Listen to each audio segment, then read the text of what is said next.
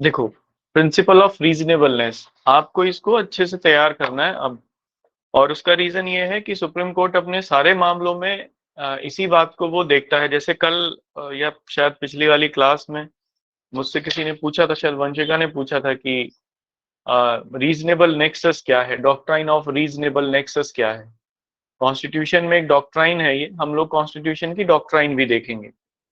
7-8 doctrine है वो, हर बार कोई ना कोई एक आती है। और एचजेएस के पेपर में तो हर बार वो पूछ रहा है कुछ ना कुछ। एग्जीक्यूटिव में भी आती है और जुडिशरी में भी, तो सारी डॉक्ट्राइन भी देखेंगे। उनमें से एक डॉक्ट्राइन है doctrine of reasonable nexus. Reasonable nexus doctrine ये कहती है कि कॉन्स्टिट्यूशन के हर पार्ट में एक प्रकार का अंतर संबंध है, एक कोरिलेशन है हर भाग में। और वो कोरिलेशन की जब व्याख्या की जाए तो व्याख्या तर्कपूर्ण हो, यानी रीजनेबल हो, रीजनेबलनेस के ऊपर आधारित हो।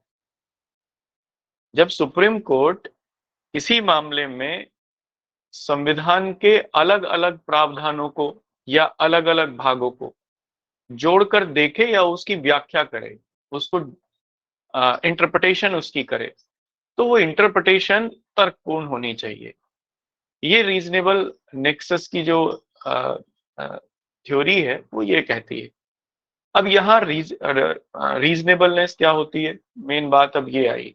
तो इसी को हम लोग प्रिंसिपल ऑफ रीजनेबलनेस में हम लोग देखेंगे। प्रिंसिपल ऑफ रीजनेबलनेस में हम लोग इस चीज को देखेंगे।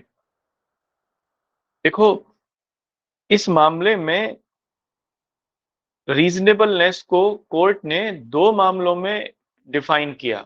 दो मामलों में इस चीज को कोर्ट ने बताया। एक मामला तो है अजय हसिया वाला, अजय हसिया वर्सेस खालिद मुजीब वाला, जिसमें उसने रीजनेबलनेस को डिफाइन किया हुआ है। और एक मामले में मेनका गांधी वाला मामला, जो कि बहुत प्रसिद्ध है, सबको पता है, इसमें रीजनेबलनेस को उन्होंने डिफाइन किया। तो अब तक सुप्रीम कोर्ट ने अपने दो मामलों में रीजनेबलनेस क्या है इसे बताया है। इन्हीं दो मामलों के अंतर्गत हम लोग रीजनेबलनेस को देखेंगे भी। ठीक है, देखो, हमारे संविधान में रीजनेबलनेस को नहीं बताया गया, कहीं पर भी संविधान में रीजनेबलनेस का जिक्र नहीं है। लेकिन जैसा कि हम लोगों ने रूल ऑफ लॉ पढ़ा, रूल ऑफ लॉ की रूल ऑफ लॉ की एक कंडीशन है, और उसकी एक कंडीशन ये भी है कि जो लॉ होना चाहिए वो रीजनेबल होना चाहिए।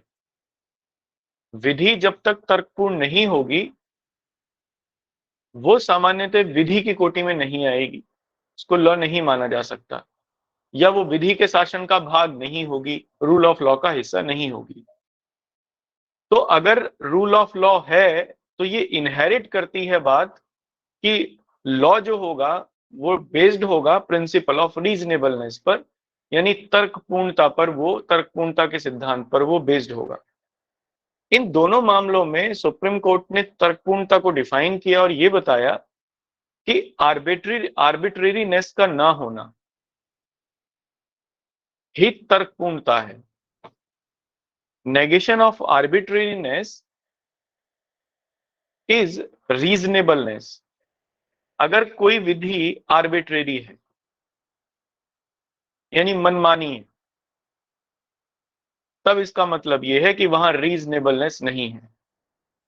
लेकिन अगर विधि आर्बिट्रेरी नहीं है तब फिर रीजनेबलनेस है, बाय डिफॉल्ट रीजनेबलनेस है। तो तर्कपूर्णता का पैमाना क्या है, किसी विधि का आर्बिट्रेरी होना या ना होना। आर्बिट्रेरी का मतलब यहां से मनमानापन है, मनमाना है। तो दोनों मामलों में कोर्ट ने यही कहा। अब आर्बिट्रेरीनेस आएगी कहां से निकल के? देखो, जब बुद्धिमत्ता का प्रयोग करके और साम्यता के सिद्धांत को लागू किया जाए, हम लोगों ने पहले साम्यता का सिद्धांत देखा है, तब रिजल्ट जो निकल के आता है वो नॉन आर्बिट्रेरी निकल के आता है लॉ का। यानी लॉ फिर कैसा होगा? नॉन आर्बिट्रेरी होगा। और अगर लॉ नॉन आर्बिट्रेरी है या अनआर्बिट्रेरी है तब फिर वो रीजनेबल होगा। Moral of the story, reasonableness के प्रिंसिपल में सुप्रीम कोर्ट ने 2 मामलों में साफ तौर पर यह माना कि रीजनेबलनेस का मतलब है अनआर्बिट्रेरीनेस, यानी लॉ का नॉन आर्बिट्रेरी होना। और नॉन आर्बिट्रेरी लॉ कैसे पता चले? तो अगर वो बुद्धिमत्ता के पैमाने पर खरा उतरता है, if law is based on the विजडमरी practice, then it is unarbitrary. और अगर वो अनआर्बिट्रेरी है तब वो फिर रीजनेबल होगा। तो यही प्रिंसिपल है रीजनेबलनेस का। ठीक है, समझा पाया मैं आपको? आया समझ में?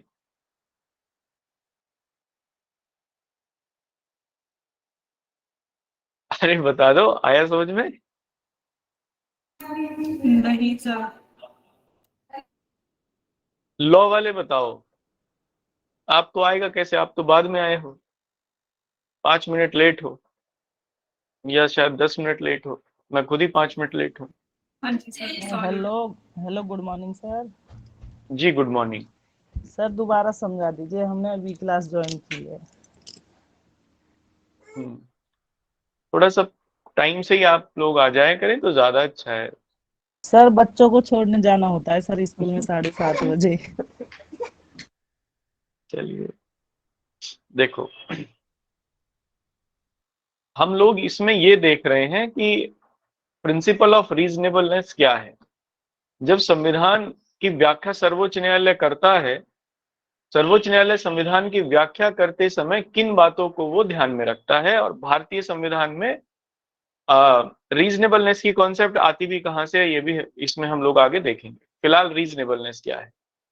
तो कोर्ट ने 2 मामलों में, क्योंकि संविधान में तो रीजनेबलनेस का कहीं जिक्र नहीं है, ना ही संविधान में रीजनेबलनेस का कहीं वर्ड का प्रयोग किया गया है, लेकिन रूल ऑफ लॉ के अंतर्गत ही रीजनेबलनेस इनहेरिट करता है। हम लोगों ने रूल ऑफ लॉ पढ़ा और ये हमें पता चला रूल ऑफ लॉ में कि जब रूल ऑफ लॉ होगा या रूल ऑफ लॉ की कॉन्सेप्ट होगी, तब वो तर्कपूर्ण होगी या रीजनेबलनेस के ऊपर आधारित होगा रूल ऑफ लॉ।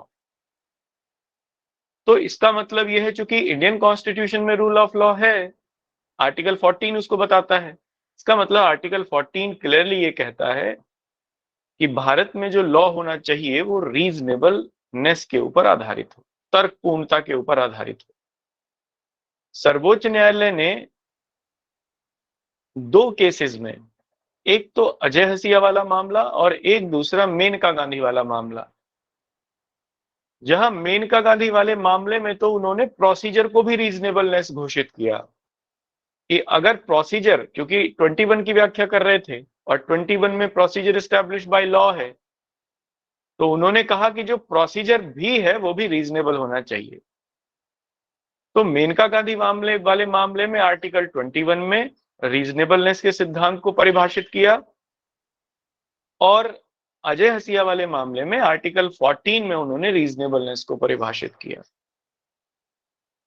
आर्टिकल 14 में जहां वो रूल ऑफ लॉ के अंतर्गत रीजनेबलनेस को देख रहे थे, वहीं आर्टिकल 21 में सुप्रीम कोर्ट ने प्रोसीजर एस्टैब्लिश बाय लॉ को भी रीजनेबलनेस के आधार पर देखा।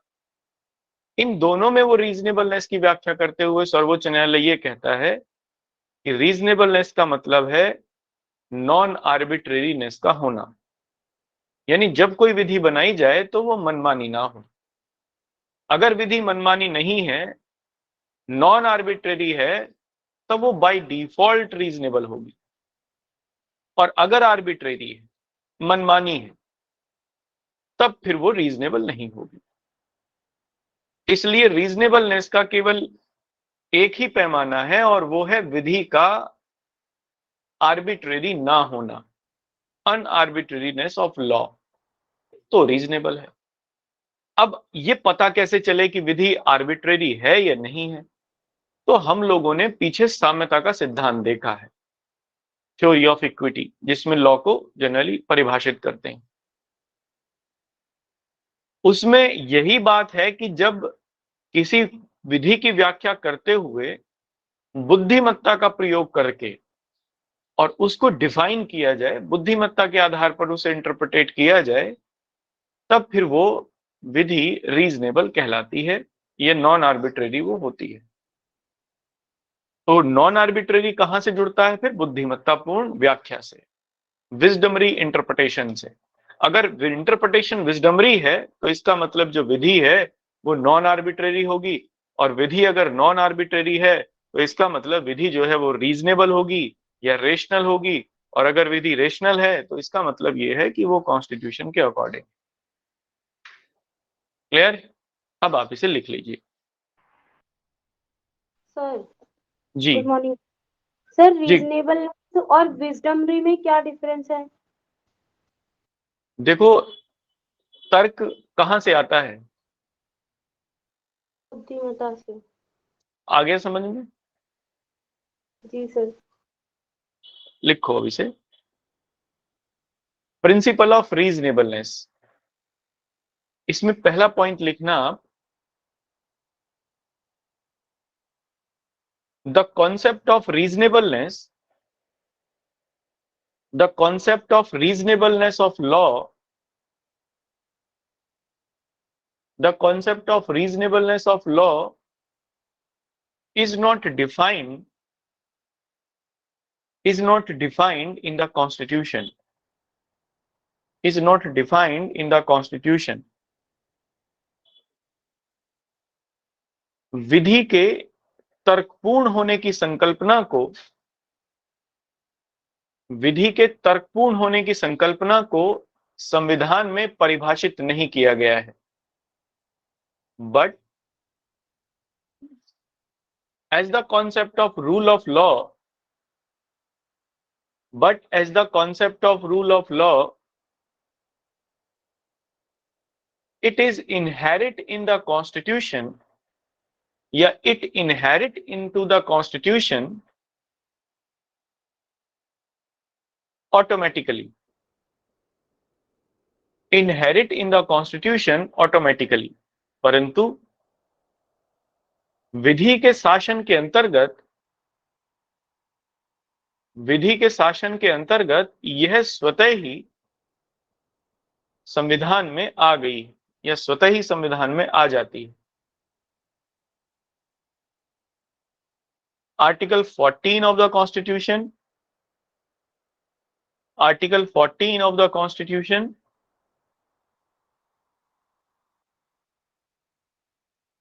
told about the concept of rule of law, told about the concept of rule of law। संविधान का अनुच्छेद 14, संविधान का अनुच्छेद 14 विधि के शासन की संकल्पना को बताता है, विधि के शासन की संकल्पना को बताता है। And it is clear that, and it is clear that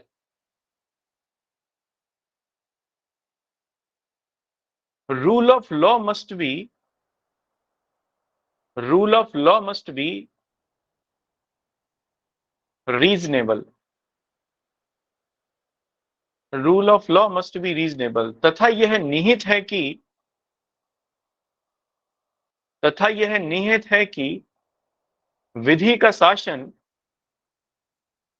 तर्कपूर्ण हो, विधि का शासन तर्कपूर्ण हो। ठीक है, अब आप अगले पॉइंट से लिखना। ये तो मैंने इंटरप्रिटेशन आपको दे दी कॉन्स्टिट्यूशन में कैसे कैसे क्या क्या है। अब आगे हम लोग देखते हैं सुप्रीम कोर्ट ने इसमें क्या कहा। इन द मैटर ऑफ अजय हसिया वर्सेस खालिद मुजीब, याद रखना ये मामला बहुत इंपॉर्टेंट है, बहुत सारी जगह पर यूज होगा। इन द मैटर ऑफ अजय हसिया वर्सेस खालिद मुजीब सहरावर्दी, खालिद मुजीब सहरावर्दी, ब्रैकेट में लिखना 1981 में है ये मामला, 1981 का है। In the matter of Ajay Hasia versus Khalid Mujib, the Supreme Court stated that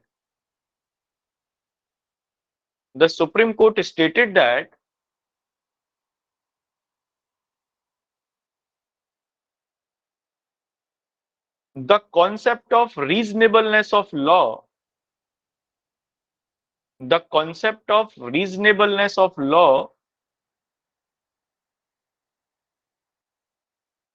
clearly inherit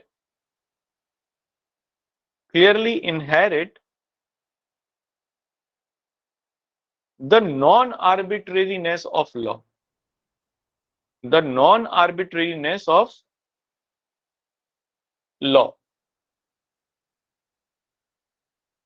सर्वोच्च न्यायालय ने अजय हसिया बनाम खालिद मुजीब वाले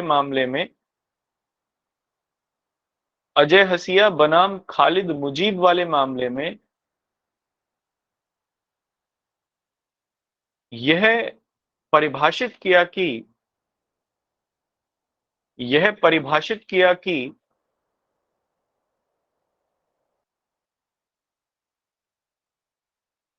विधि के तर्कपूर्ण सिद्धांत के अंतर्गत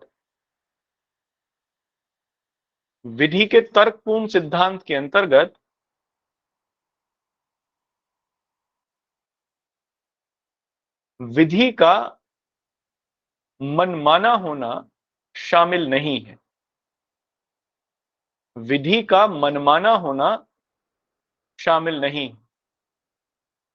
So if law is arbitrary,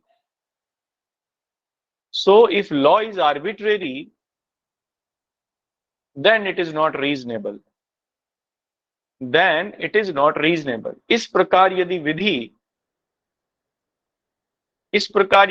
मनमानी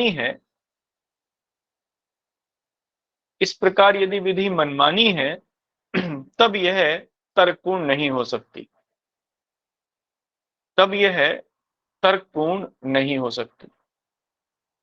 ये बात समझ में आई यहां तक? किसको नहीं आई? जिसको नहीं आई वो बताओ। स्पेशली लॉ वाले, एग्जीक्यूटिव वालों के लिए तो थोड़ा सा अलग मामला है इसमें, लॉ वाले लेकिन बताएं।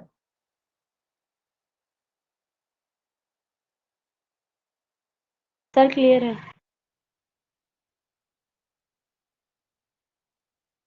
चलिए अब आप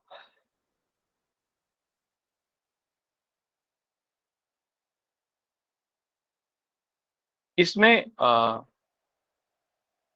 एक वर्ड लिखिए, मतलब इसमें एक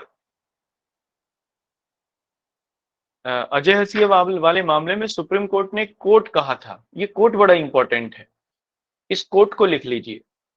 इस कोर्ट से ही गोल्डन रूल निकल के आता है सुप्रीम कोर्ट का। The thread of golden thread, the rule of golden thread इसे कहते हैं, the rule of golden thread of constitution. तो आप इसमें नोट में डाल के यहीं पर लिखिए the rule of golden thread of the constitution, the rule of golden thread of the constitution. ठीक है, हिंदी में क्या कहेंगे इसे? संविधान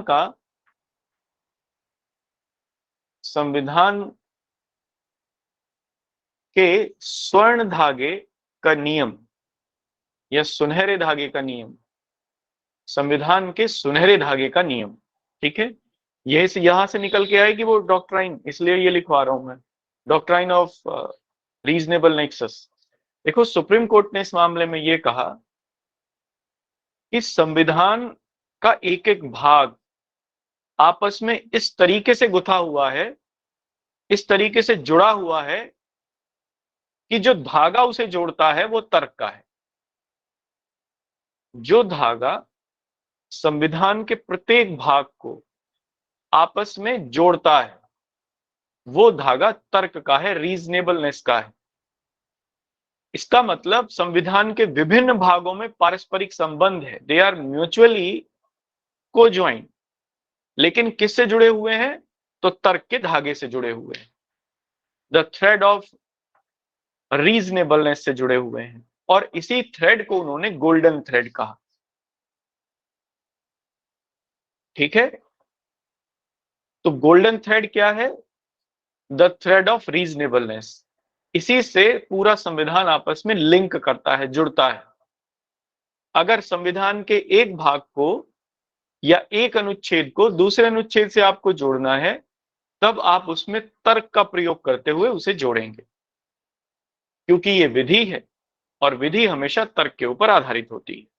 एक चीज। दूसरी चीज, हालांकि वो इससे नहीं है, लेकिन मैं उसमें इस चीज को अपनी तरफ से ऐड कर रहा हूं। हमारे यहां पर फंडामेंटल राइट्स में 3 आर्टिकल। सुप्रीम कोर्ट ने अपने कई मामलों में यह कहा कि जब इन तीनों आर्टिकल को इंटरप्रेटेट करें, इन तीनों आर्टिकल की इंटरप्रिटेशन एक दूसरे के ऊपर लागू होगी। एक इंटरप्रिटेशन को दूसरे आर्टिकल में इंटरप्रिटेशन के ऊपर लागू किया जा सकता है। ये 3 आर्टिकल कौन कौन से हैं? 14, 19 और 21। इसीलिए इन्हें गोल्डन ट्राइंगल भी कहते हैं। ये गोल्डन ट्राइंगल आपस में गोल्डन थ्रेड से जुड़े हुए हैं, और वो गोल्डन थ्रेड क्या है? तो अभी बताया, द थ्रेड ऑफ रीजनेबलनेस। इसलिए ये तीनों आर्टिकल भी आपस में जुड़े हुए हैं गोल्डन थ्रेड से या थ्रेड ऑफ रीजनेबलनेस से। तो जब भी किसी व्याख्या सर्वोच्च न्यायालय मौलिक अधिकार की व्याख्या करेगा या विधि की व्याख्या करेगा, मौलिक अधिकार की नहीं, विधि की व्याख्या करेगा, इन तीनों को वो जरूर देखेगा और तर्कपूर्ण तरीके से देखेगा। ठीक है, तो आप इसमें लिखिए जो आपने हेडिंग लिखी, in this matter the Supreme Court stated that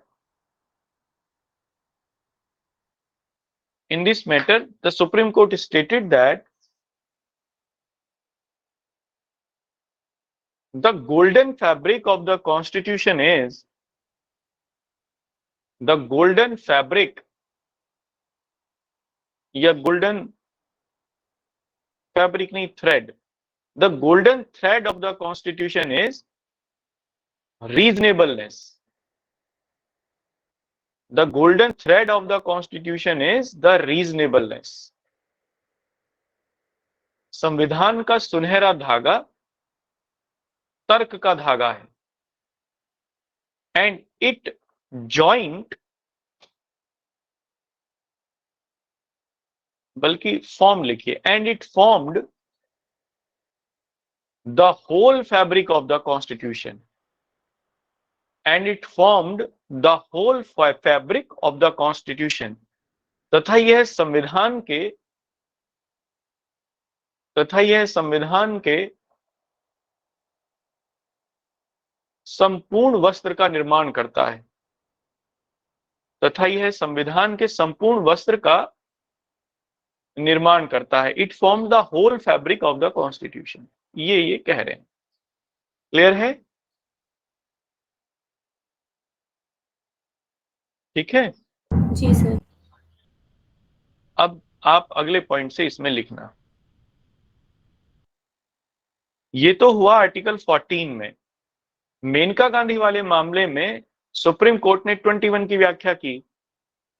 21 की व्याख्या करते हुए, चूंकि उसमें प्रोसीजर एस्टैब्लिश बाय लॉ है, जहां 14 में तो इक्वालिटी बिफोर लॉ है, तो यहां पर उन्होंने व्याख्या कर दी इक्वालिटी बिफोर लॉ की या रूल ऑफ लॉ की।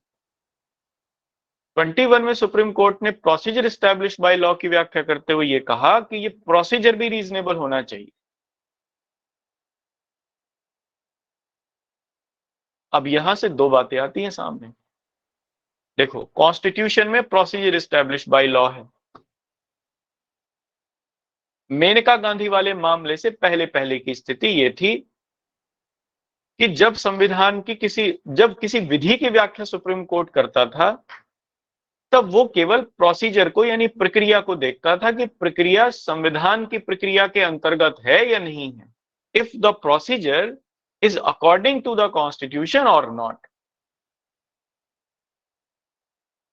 लेकिन जब मेनका गांधी वाले मामले में उसने proactively procedure establish by law को परिभाषित किया, तब इसमें भी उसने ये कहा कि ये जो प्रोसीजर है ये भी रीजनेबल होना चाहिए। इसलिए इस वाले मामले से संविधान में सुप्रीम कोर्ट की जो इंटरप्रिटेशन है वो एक कदम और आगे बढ़ गई। एक कदम और आगे बढ़ कैसे बढ़ी? प्रोसीजर एस्टैब्लिश बाय लॉ से reasonable procedure establish by law की तरफ चली गई। Reasonable procedure establish by law को substantive procedure establish by law भी कहते हैं। जब प्रोसीजर एस्टैब्लिश बाय लॉ की व्याख्या रीजनेबलनेस के आधार पर की जाए तब procedure establish by law substantive procedure establish by law में कन्वर्ट हो जाता है। विधि द्वारा स्थापित प्रक्रिया विधि द्वारा स्थापित तात्विक प्रक्रिया में कन्वर्ट हो जाती है, बदल जाती है। ठीक है, इसलिए मेनका गांधी वाले मामले को लैंडमार्क जजमेंट कहा गया, क्योंकि इसने उस प्रक्रिया को ही बदल दिया जो सर्वोच्च न्यायालय अपने मामलों में इंटरप्रिटेशन के लिए प्रयोग करता था। जहां पहले वो विधि की प्रक्रिया को सामान्य रूप से देखता था, अब उसने विशिष्ट रूप से देखना शुरू किया। इसमें विशिष्टता क्या आ गई? पहला केवल प्रोसीजर देखता था, अब उस प्रोसीजर को भी रीजनेबल आधार पर वो देखने लगा। साफ हुई बात या साफ ही हो गई? सर हमें तो बहुत कुछ कुछ समझ में आया है। कुछ कुछ हाँ सर। ये कुछ नहीं आया? सर कुछ भी कह लीजिए अब। सर आपने पहले भी कई बार substantive procedure establish by law बताया है, लेकिन अब मैंने उसमें बहुत बार गैप समझाया। वैसे कैसे है? अच्छा ये बताओ क्या नहीं आया? देखो जहां पे आप अटक जाओ ना वहां पे मुझे रोक दिया करो। आप मुझे सुनते रहते हो, वहीं पे मुझे रोका करो, तभी तो मैं जोड़ूंगा वहां से जहां पे आपको नहीं आया। क्योंकि मेरे हिसाब से तो इसमें ऐसी कोई भी बात नहीं है जो समझ में ना आने वाली है। एक्चुअली सर हम जो ये आप इक्वालिटी बिफोर लॉ और वो कहते हैं ना, तो उसमें थोड़ा सा हमें कंफ्यूजन क्रिएट हो जाता है सर। कैसे कैसा? दोबारा बताओ, कहाँ कंफ्यूजन? इसमें बताओ कहाँ सर कंफ्यूजन है। सर आप ये बता रहे थे ना कि विधि के समक्ष समानता और इक्वालिटी बिफोर लॉ, और दूसरा वाला जो आप बोल रहे थे उसमें जो आपने डिफरेंस बताया वो हमें समझ में वहां नहीं आ पाया, थोड़ा देखो वहां पे कंफ्यूजन क्रिएट हुआ सर। कोई बात नहीं। देखो ये बताओ, विधि का शासन जो मैंने लिखवाया था वो पढ़ा आपने? जी सर वो बहुत अच्छे से पढ़ा सर हमने। विधि के शासन में रीजनेबलनेस थी, रीजनेबलनेस होनी चाहिए या नहीं होनी चाहिए? उसमें लिखवाया सर गया है सर होनी होनी चाहिए। चाहिए। हमारे यहाँ विधि का शासन कौन से आर्टिकल में है? हमारे यहाँ rule of law sir article 14। 14 में सर। 14 में है। अब अजय हसिया वाले मामले में सुप्रीम कोर्ट ने आर्टिकल 14 को परिभाषित किया और उसमें उसने ये कहा, चूंकि आर्टिकल 14 में रूल ऑफ लॉ है और रूल ऑफ लॉ ये इनहेरिट करता है कि जो रूल है वो रीजनेबल होना चाहिए। ये सही है या नहीं? जी सर सही है। जब रूल रीजनेबल होगा तो इसका मतलब जो रूल ऑफ लॉ है वो भी रीजनेबल होना चाहिए। जी सर। अब सुप्रीम कोर्ट आगे ये कहता है कि रीजनेबलनेस का मतलब क्या है, क्या होता है रीजनेबलनेस, तर्कपूर्णता क्या होती है। तो वो ये बताता है फिर आगे कि तर्कपूर्णता का मतलब है मनमानी का ना होना या मनमानी विधि का ना होना, आर्बिट्रेरी लॉ का ना होना, यही तर्कपूर्णता है। इसका मतलब रूल ऑफ लॉ के अंतर्गत ये शामिल होगा, कोई रूल ऑफ लॉ तभी तर्कपूर्ण हो सकता है, तभी रीजनेबल हो सकता है या रेशनल हो सकता है जब उसमें आर्बिट्रेरीनेस ना हो। क्लियर है? जी सर। इसका मतलब रूल ऑफ लॉ अनआर्बिट्रेरी ही होगा। अगर रूल ऑफ लॉ आर्बिट्रेरी है तब वो रूल ऑफ लॉ होगा ही नहीं। ये साफ है? सर ये तो क्लियर है सर। बस यही समझाया था, और क्या समझाया था अभी तक? सर ये तो है कि विधि पूर्ण शासन जो होगा तर्क पे आधारित होगा सर। तर्क पर आधारित होगा। ये अजय हसिया वाले मामले में उन्होंने रूल ऑफ लॉ को रेशनैलिटी के आधार पर डिफाइन किया। उन्होंने ये बताया इसमें कि तर्क क्या है, रेशनैलिटी किसे कहते हैं, ये बताया इस मामले में, दैट्स इट। अब जी आर्टिकल 21 में 21 में प्रोसीजर एस्टैब्लिश बाय लॉ है। अच्छा, एक इसमें गोल्डन थ्रेड वाला मामला, वो भी आपको नहीं आया होगा। अजय हसिया वाले मामले में ही सर्वोच्च न्यायालय ने यह कहा कि संविधान का जो वस्त्र है वो एक धागे से तैयार हुआ है, और वो धागा है तर्क का।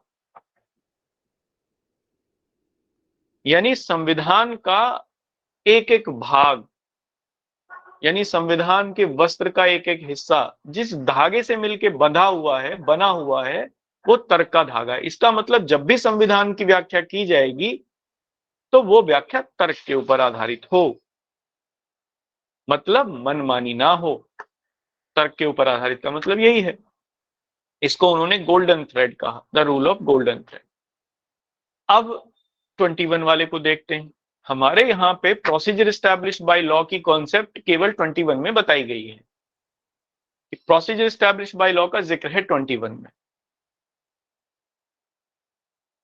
कि किसी व्यक्ति को उसके जीवन के अधिकार से, जीवन और स्वतंत्रता दोनों के अधिकार से केवल विधि की प्रक्रिया द्वारा ही वंचित किया जा सकता है, अदरवाइज तो नहीं किया जा सकता। लेकिन ये विधि की प्रक्रिया कैसी होनी चाहिए?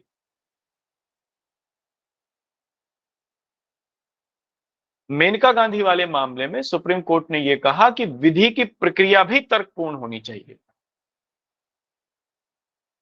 मतलब मनमानी नहीं होनी चाहिए। मतलब procedure established by law must be unarbitrary. ये आया यहां तक? जी सर, बहुत अच्छे से सर। अब आगे चलते हैं एक कदम। इसका मतलब रिजल्ट ये निकला, कॉन्स्टिट्यूशन में तो ये नहीं लिखा हुआ, आर्टिकल 21 में तो केवल इतना ही है, प्रोसीजर एस्टैब्लिश्ड बाय लॉ का जिक्र है। सुप्रीम कोर्ट ने लेकिन इसकी व्याख्या बड़े लिबरली और बड़े गहराई में की।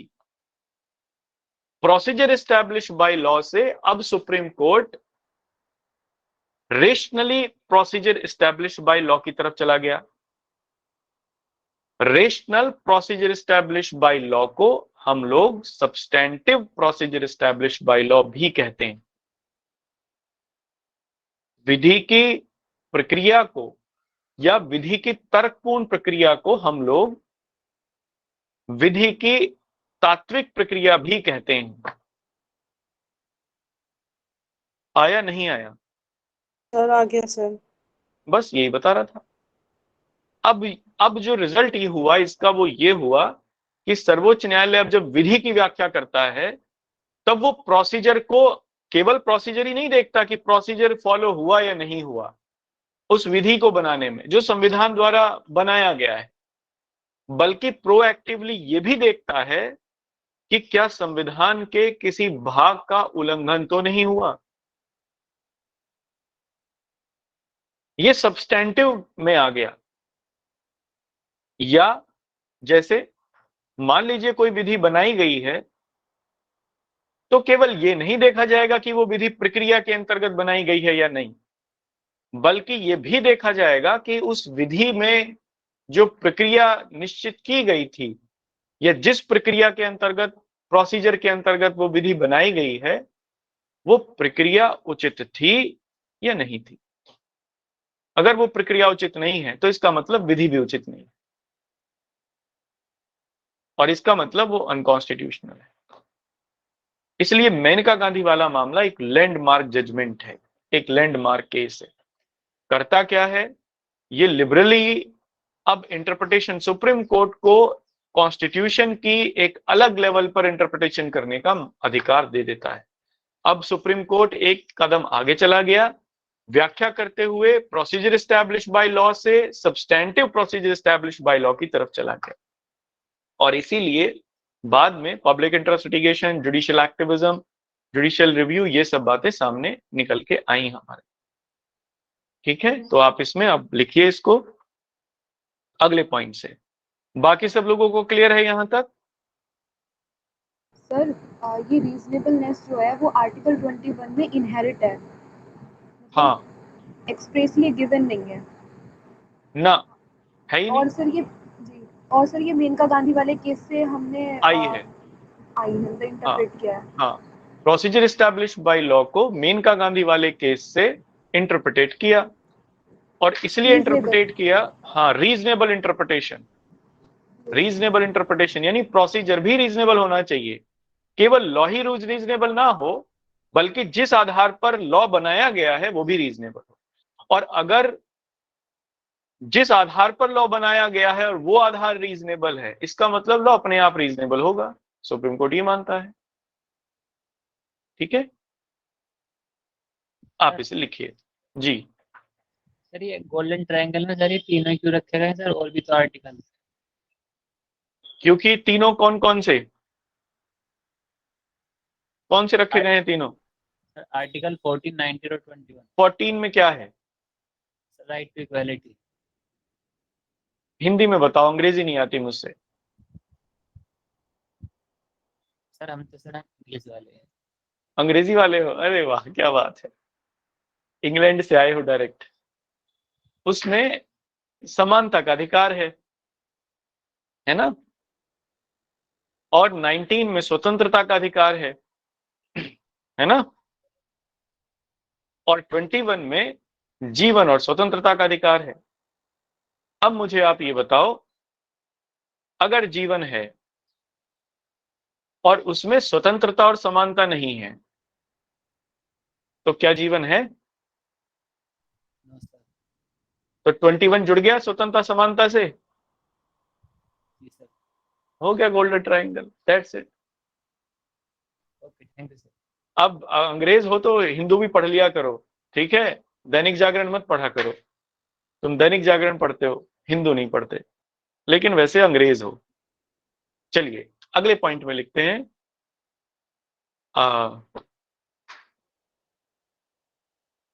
इन the matter of Maneka Gandhi, in the matter of Menka Gandhi versus Union of India, in the matter of Menka Gandhi versus Union of India, Supreme Court stated that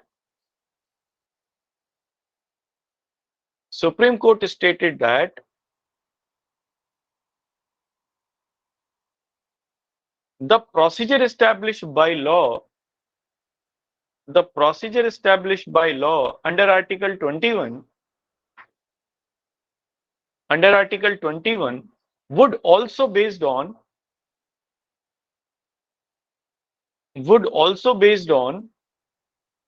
reasonable, the principle of reasonableness, would also based on the principle of reasonableness। ठीक है,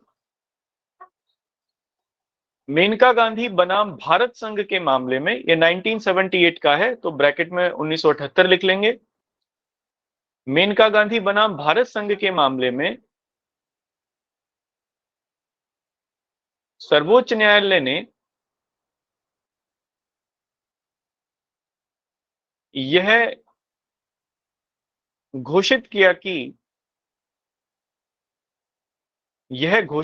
कि अनुच्छेद 21 के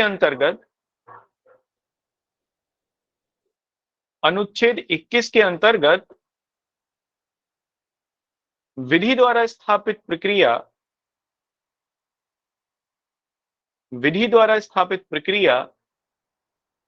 भी तर्कपूर्ण होनी आवश्यक है। विधि द्वारा स्थापित प्रक्रिया भी तर्कपूर्ण होनी आवश्यक है, because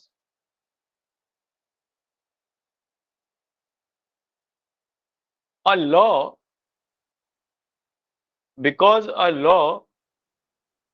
which made by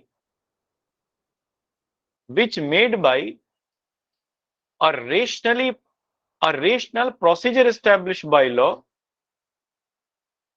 a rational procedure established by the law, a rational procedure established by law, then the law would be rational too. Then the law would be rational too. इस मामले में सर्वोच्च न्यायालय ने यह कहा कि यदि कोई विधि की तर्कपूर्ण प्रक्रिया के आधार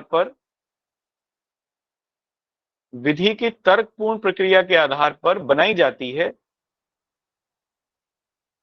विधि की तर्कपूर्ण प्रक्रिया के आधार पर बनाई जाती है, तब वह विधि भी तर्कपूर्ण होगी, ठीक है। कंटिन्यूएशन में लिखना। So now the procedure established by law in Article 21,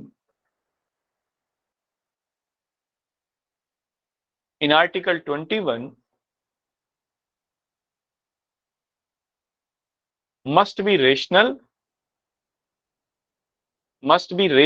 to। इस प्रकार अनुच्छेद 21 के अंतर्गत विधि द्वारा स्थापित प्रक्रिया भी अनुच्छेद 21 के अंतर्गत विधि द्वारा स्थापित प्रक्रिया भी तर्कपूर्ण होनी चाहिए, विधि द्वारा स्थापित प्रक्रिया भी तर्कपूर्ण होनी चाहिए। And rational procedure established by law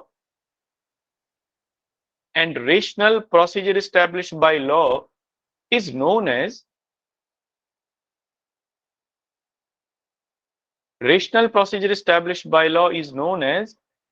substantive procedure established by law। ये इसका दूसरा नाम है। Rational procedure established by law is known as substantive procedure established by law। इस प्रकार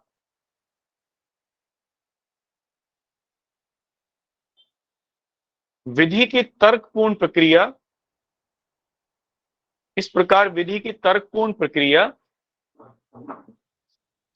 विधि की तात्विक प्रक्रिया कहलाती है। विधि की तर्कपूर्ण प्रक्रिया विधि की तात्विक प्रक्रिया कहलाती है ना? क्लियर है? तो विधि की ये तात्विक प्रक्रिया कहलाएगी। तर्कपूर्ण प्रक्रिया का मतलब होता है तात्विक प्रक्रिया। तो अब हम लोग किस स्थिति में हैं? इंटरप्रिटेशन के लेवल पर सर्वोच्च न्यायालय किस स्थिति में है? प्रोसीजर एस्टैब्लिश्ड बाय लॉ से तो थोड़ा सा ज्यादा हो गया, क्योंकि अब वो रेशनल आधार पर देखेगा, यानी rational procedure established by law को देखेगा। इसका मतलब वो इससे तो एक कदम आगे चला गया, लेकिन ड्यू प्रोसेस से कम है। जो उचित प्रक्रिया है, ड्यू प्रोसेस जिसे कहते हैं, जो कॉन्स्टिट्यूशन अमेरिकन कॉन्स्टिट्यूशन में है, उससे एक कदम पीछे है और प्रोसीजर एस्टैब्लिश्ड बाय लॉ से एक कदम आगे हो गया। सही है? क्लियर? जी सर। देखो, अमेरिकन कॉन्स्टिट्यूशन में ड्यू प्रोसेस है, यानी विधि की उचित प्रक्रिया है। इसका क्या मतलब है? इसका मतलब यह है कि जब कोई विधि बनेगी तब सर्वोच्च न्यायालय न केवल विधि की प्रक्रिया को देखेगा कि विधि की प्रक्रिया उचित थी या नहीं थी, ड्यू थी या नहीं थी, यानी विधि की प्रक्रिया की भी तर्कपूर्ण व्याख्या करेगा। प्रोसीजर एस्टैब्लिश्ड बाय लॉ को रेशनल लेवल पर देखेगा, ड्यू प्रोसेस में।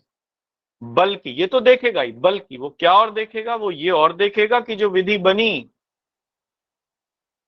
उसके पीछे मंशा क्या थी, मेंस री क्या थी उसके पीछे, क्या वो मंशा उचित थी? मतलब न केवल विधि की प्रक्रिया उचित होनी चाहिए विधि बनाते हुए, बल्कि विधि के पीछे छिपी हुई मंशा भी उचित होनी चाहिए। अगर ये दोनों चीजें ठीक हैं तब तो ड्यू प्रोसेस में विधि ठीक है, नहीं तो वो नल एंड वॉइड डिक्लेयर की जा सकती है। ये अमेरिकन कॉन्स्टिट्यूशन में है, ये ड्यू प्रोसेस का मतलब है। हमारे यहां पर विधि के पीछे मंशा नहीं देखता सर्वोच्च न्यायालय, अभी यहां नहीं आया है, वो ये नहीं देखेगा कि विधि के पीछे मंशा जो थी वो उचित थी या नहीं थी ना, लेकिन यहां पर पहुंच गया है कि जो प्रोसीजर है वो उचित था या नहीं था, मतलब वो रेशनल था या नहीं था। उचित का मतलब रेशनल। तो इसलिए हम लोग प्रोसीजर एस्टैब्लिश बाय लॉ से तो एक कदम आगे चले गए संविधान की व्याख्या करते हुए, जबकि ड्यू प्रोसेस से अभी एक कदम पीछे है। ड्यू प्रोसेस से किस मामले में एक कदम पीछे है? तो जो ड्यू प्रोसेस का मतलब rational procedure establish by law का अगला जो कदम होगा वो ड्यू प्रोसेस होता है। ड्यू प्रोसेस में न केवल तर्कपूर्ण प्रक्रिया होनी चाहिए, बल्कि विधि जो बनाई जा रही है उसके पीछे मंशा भी जो हो वो भी उचित हो या तर्कपूर्ण हो। इन दोनों लेवल पर विधि को वहां पर इंटरप्रेटेट करते हैं। ठीक है, ड्यू प्रोसेस समझ में आया? जी सर। ड्यू प्रोसेस किसको समझ में नहीं आया? लॉ वाले स्पेशली बताएं, तो फिर बाद में पूछूंगा एग्जीक्यूटिव वालों से। लॉ वाले, ड्यू प्रोसेस, विधि की उचित प्रक्रिया।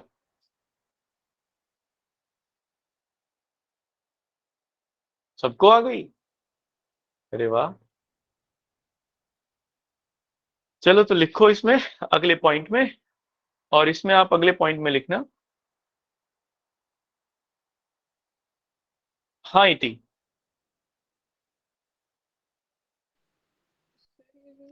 प्रोसीजर एस्टैब्लिश्ड बाय लॉ बोलते हैं सर, ये प्रोसीजर वर्ड है, इसका मतलब ये होता है क्या जो लॉ बनने का तरीका है वो ठीक ठाक नहीं? हाँ वही, कि जो लॉ बनने का तरीका है और संविधान के अंतर्गत जो तरीका निर्धारित किया गया है किसी विधि को बनाने का, उसको पूरी तरीके से फॉलो किया गया या नहीं किया गया। ठीक है, पहले बस यही था, उसके बाद हमने उसमें रीजनेबल डाल दिया। अब हमने ये डाला है कि नहीं? हाँ, हमने अब ये डाला Substantive हो उसमें। गया।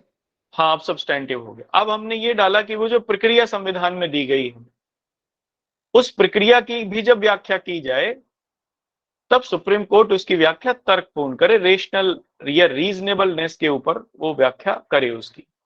जो संविधान में विधि बनाई गई है तो विधि ऐसी तो नहीं बना दी गई होगी, विधि की प्रक्रिया ऐसी तो सुनिश्चित नहीं कर दी गई होगी, उसके पीछे एक विचार छिपा हुआ होगा या तर्क छिपा हुआ होगा। तो जब सर्वोच्च न्यायालय उस विधि की प्रक्रिया की व्याख्या करे तब वो रेशनली होनी चाहिए।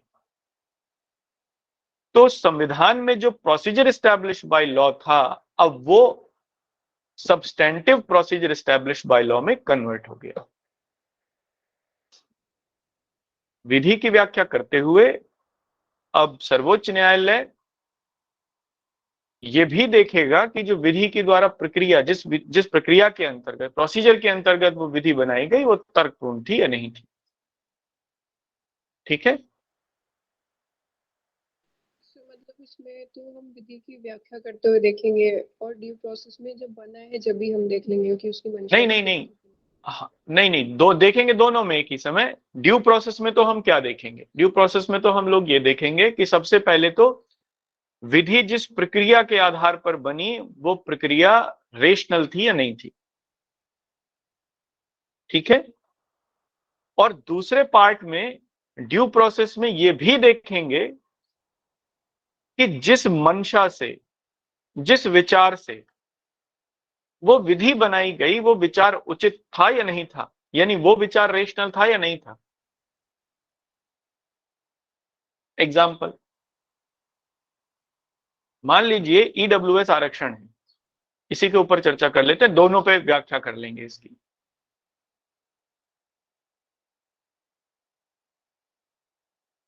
उचित प्रक्रिया के अंतर्गत, ड्यू प्रोसेस के अंतर्गत अगर ईडब्ल्यूएस आरक्षण के लिए कोई विधि बनाई गई तो सर्वोच्च न्यायालय ड्यू प्रोसेस में इसे दो लेवल पर इंटरप्रिटेट करेगा।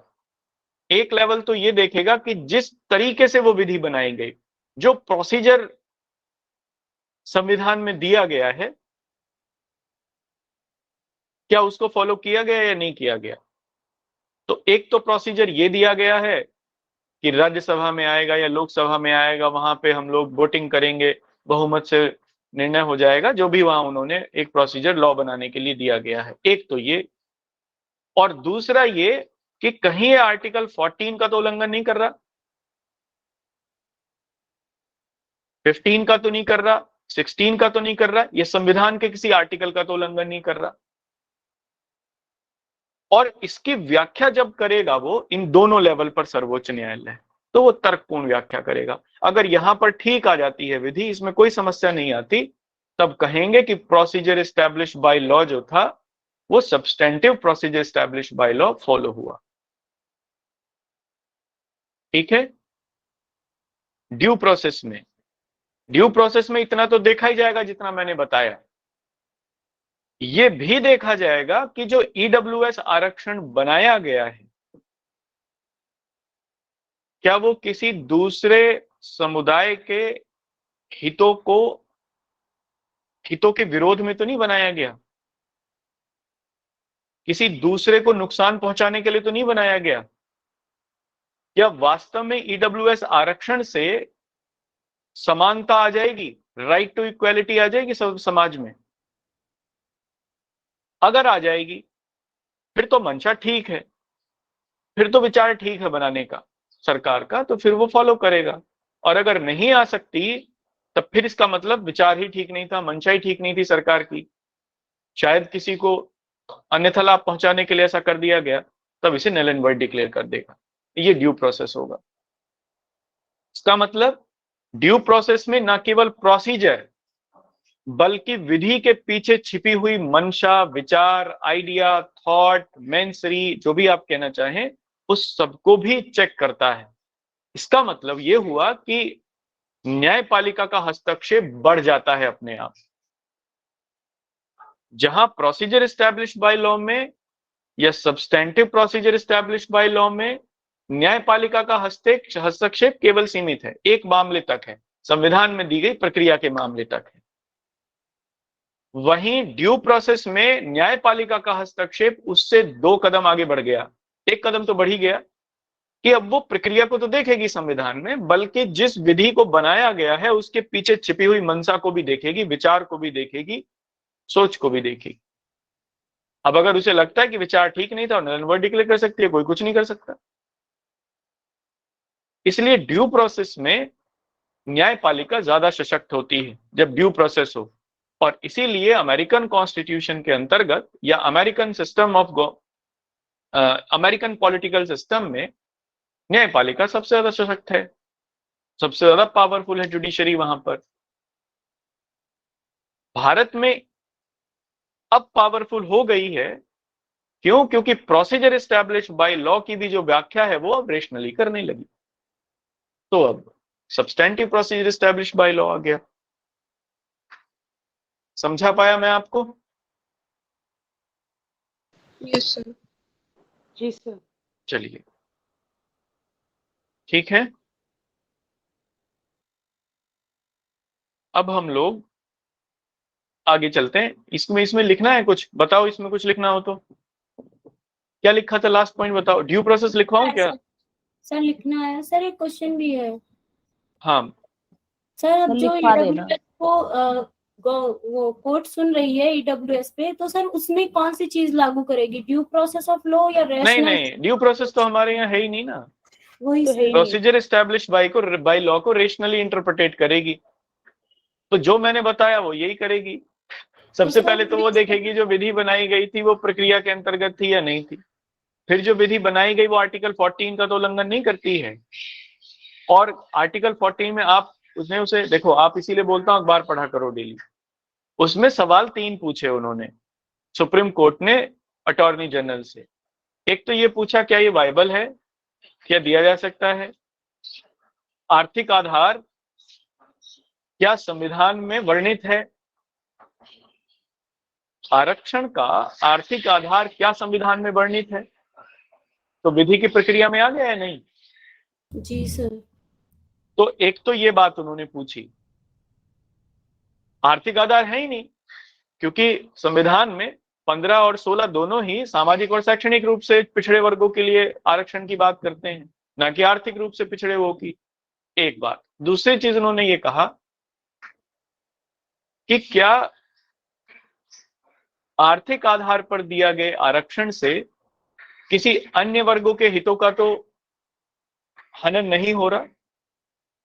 संविधान में अन्य पिछड़े वर्गों को अधिकार दिए गए हैं।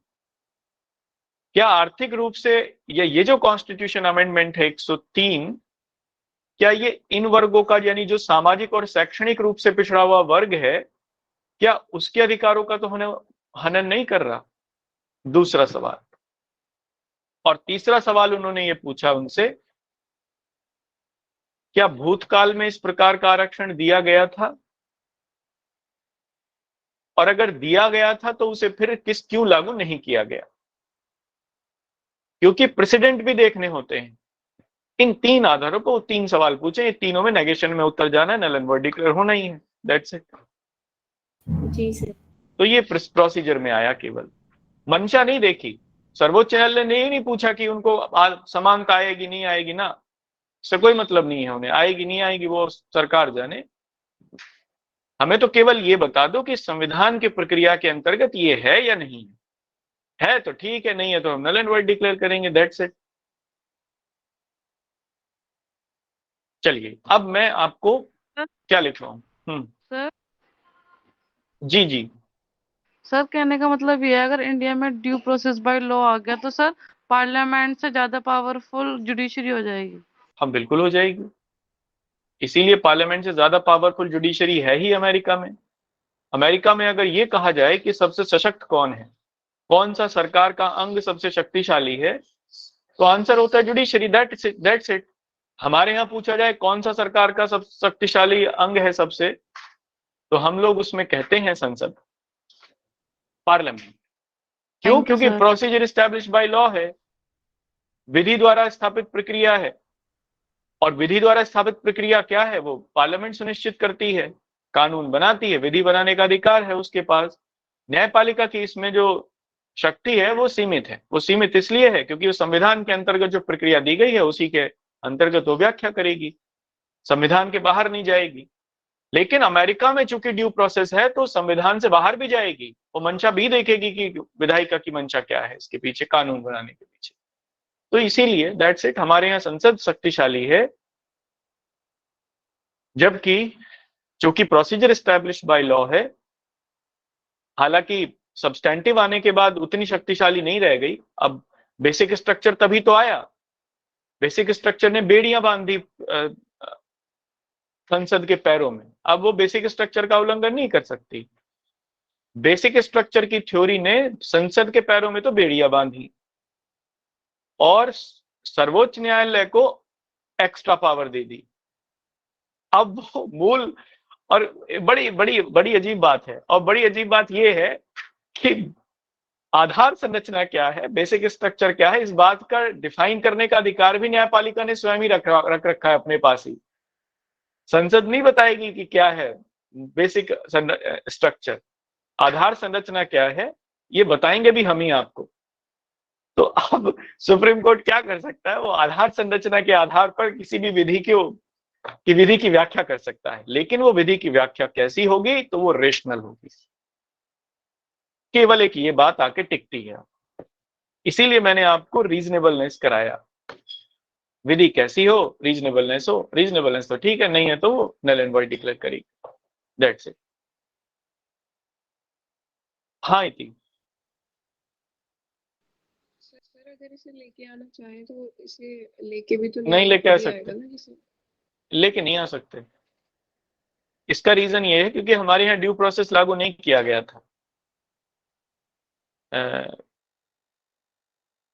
ड्यू प्रोसेस हमारे यहाँ नहीं लागू किया गया था। एक्चुअली था ये कि मैं इसके पीछे आपको एक छोटी सी इंसिडेंट बताता हूँ। कॉन्स्टिट्यूशन जब बन रहा था, ये उसी समय की है, ये कहीं इसका जिक्र नहीं है किताब में, इसको मिलेगा नहीं, इसलिए मैं आपको ये पर्सनल लेवल पर ये है।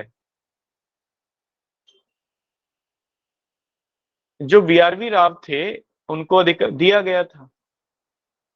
तो उन्होंने लगभग 164 देशों के संविधानों को अध्ययन किया और उनमें से 60 को फाइनलाइज किया। 60 देशों के संविधान की कॉपियां संविधान सभा के प्रत्येक व्यक्ति को सौंपी गईं। इसी बीच में जस्टिस कुक थे, अलेक्जेंडर कुक, जो कि उस समय अमेरिका के सर्वोच्च न्यायालय के न्यायाधीश थे, मुख्य न्यायाधीश थे।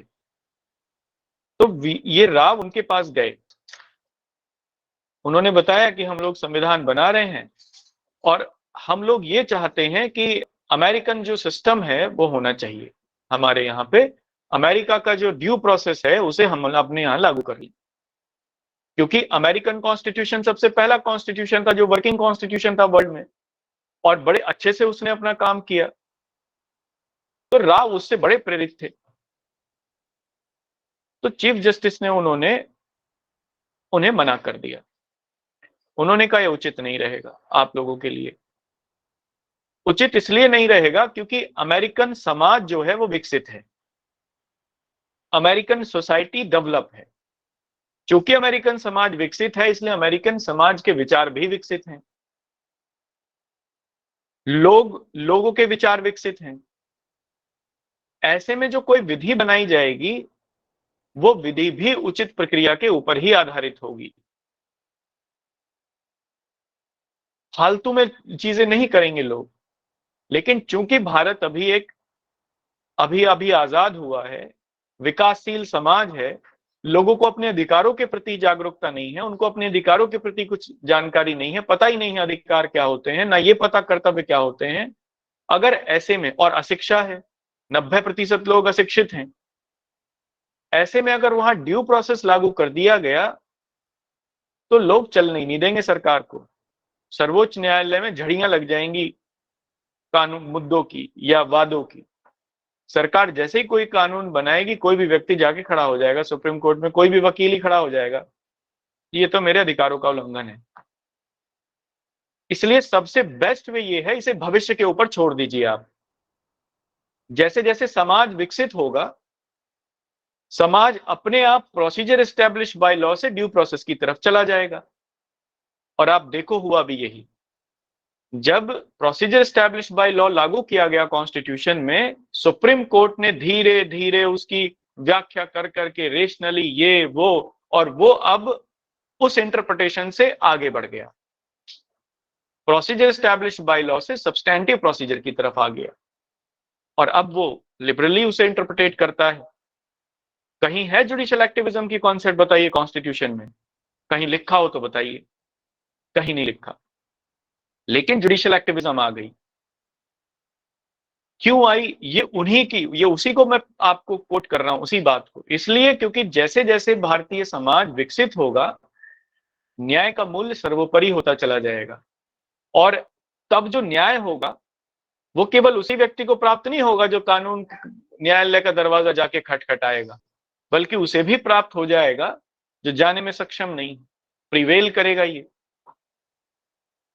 फिर उन्होंने, जो जस्टिस कुक थे, उन्होंने एग्जाम्पल दिया कि हम लोगों ने अभी बनाया है जापान का कॉन्स्टिट्यूशन, जापान का संविधान उसी समय बना था 1948 में, हमने अभी बनाया है, आप वहां जाके देख लीजिए सिस्टम को। प्रोसीजर एस्टैब्लिश बाय लॉ हम लोगों ने वहां लागू किया है, आप उसको लागू कर सकते हैं अपने यहाँ पे। इसलिए जापान के कॉन्स्टिट्यूशन को पढ़ के प्रोसीजर एस्टैब्लिश बाय लॉ जो वहां था वो ले लिया।